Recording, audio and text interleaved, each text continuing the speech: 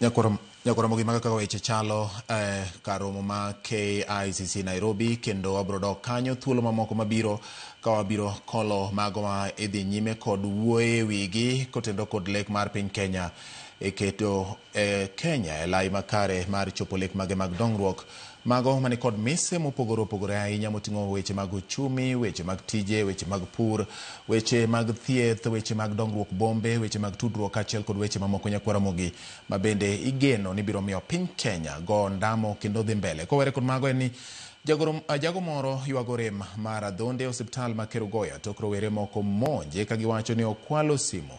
Kaluwore kod jagono, Jesse Nyaga Mashira nomiye tich mar golo mbolea kuwuok Kiangai nyaka e dalane mayudore Dhunguri.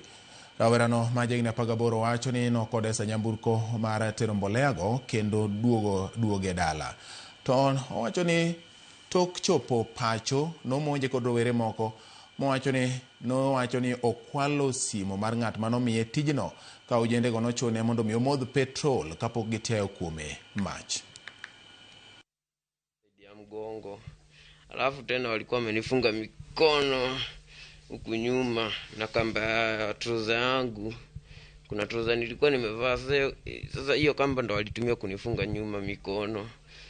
Huko sasa sana ndo walikuwa wamemwagilia petroleum.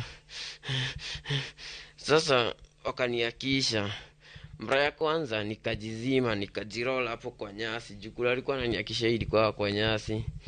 Nikajiroli nikajizima. Pale wakakasirika wakasema unajizima, wewe ni mwizi na tunakuakisha moto unajizima. Ndio tujue JC amechomeka. Tulipigiwa babu yake ndo alipigiwa simu akaambiwa amechomeka na kwa Kiangai dispensary akipata huduma ya kwanza, na akaambiwa anahitaji kupelekwa hospitali ingine kwa sababu alikuwa ameugua sana.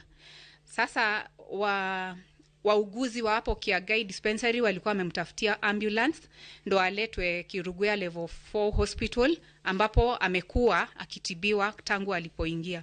Akiingia hospitalini alikuwa mgonjwa. Alikuwa na uchungu mwingi sana kutokana na maumivu ya kuchomwa kwenye alikuwa amechomeka, kwa kusingiziwa kuwa alikuwa ameiba simu ambayo hakuwa nayo na hatujaisikia venye kunaendelea kuihusu.